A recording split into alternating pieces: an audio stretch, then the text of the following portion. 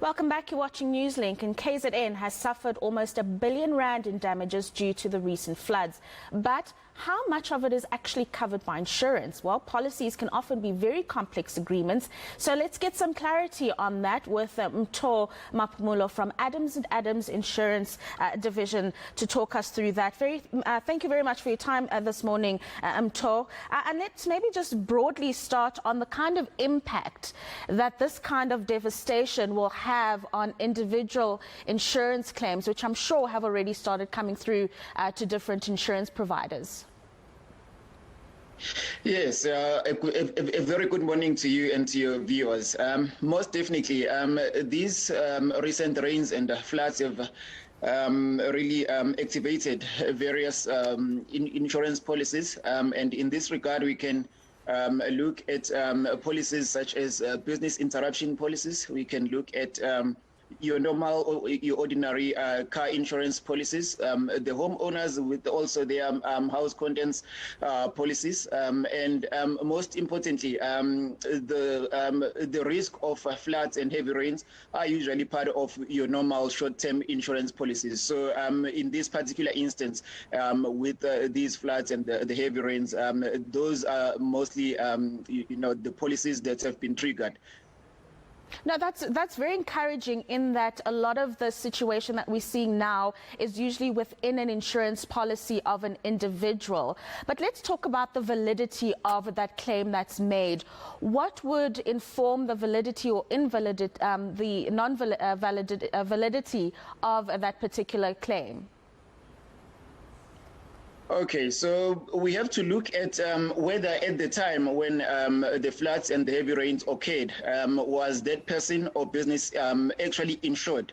And if they were indeed insured in terms of the contract or the policy, then we have to look at whether the claim does not fall, well, is it not specifically excluded in terms of the policy? And if not, does it not kind of breach, was the policyholder not in breach of any of the conditions in terms of the policy? And if not, then that person or that business is very much protected and can validly claim. And sometimes you do get instances where valid claims are repudiated on trivial and insignificant grounds, and in which case then the insured person, the insured business have to take on the insurer for purposes of getting the recourse that they deserve, because we've got to remember that at the end of the day, people do pay premiums, people take out insurance policies for this very same reason, to say, should anything happen to my business or to my to my house or to my house contents, I should be protected and be able to claim from my insurer. Yeah, and what would that recourse look like for individuals and businesses while they're following through with this process? Okay, so basically, well, if you challenge a repudiation, you are saying that the rejection or the repudiation of your claim is not lawful, and it is inconsistent with the contract and the legal principles that inform or guide the insurance laws, and therefore you want to be, to be paid out exactly as per the schedules of the insurance policy. Yeah, no, absolutely. And what about those who may not necessarily have an insurance policy in place at the time of the disaster? I mean, is there any avenue for them to explore? Okay, so in that instance, it becomes a little bit of an unfortunate situation, because there has to be a policy, or rather an insurance policy, to be able to claim. But as you correctly point out, most people are not insured, especially for their homes and their house contents. In that particular instance, then it will fall under what we refer to. So this particular, the floods and the heavy rains would fall under the catastrophic events. And in terms of the catastrophic events, there is a fundraising act which basically requires the government to provide some form of relief to those who have been affected by the disaster or the catastrophic event, and that is really their only recourse. And the unfortunate part with that kind of relief is you, as a person who's been affected, you do not have much say. It all depends on the availability of funds, and also what the government or the disaster management want or feel is enough just to get you back on your feet. So you do not have much say, do not have much control in terms of the extent of the relief that you are going to be provided with.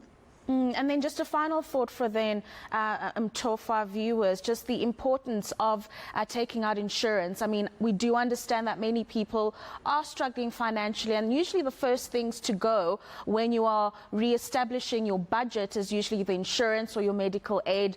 But some things, as we are seeing at the moment, you just cannot compromise on. Absolutely, you are quite right, and I think the most recent years have kind of made insurance policies, taking out insurance, more of a need than a luxury, to be honest. Because, for example, we can start with COVID. COVID really, for most, importantly, the smaller businesses, your entrepreneurs, your SMEs, it brought that kind of a reminder to say, in such instances, we may really need to have the insurance policies in place. Then we saw last year with looting. The looting also kind of gave us or provided the reminder to say, do we really need to have policies? And now we are seeing this. And you will recall, even I think 3 or 4 years back, there was heavy rains in the KZN still. And where we saw some houses being washed away and all that. So I think taking out an insurance is really becoming a need, and where possible, I would really like to urge people and to urge the SMEs to look seriously to consider taking out insurance policies so that they are able to be to claim should these kinds of events occur, because they are frequently occurring. Absolutely. Thank you very much for your time this morning. Mtor there joining us, Maphumulo, to talk through insurance and the importance of that. He's a senior associate at Adams & Adams, talking us through the importance of taking out insurance, because these disasters with the climate crisis are set to continue. With that, here's a reminder of your top stories this hour. Rain and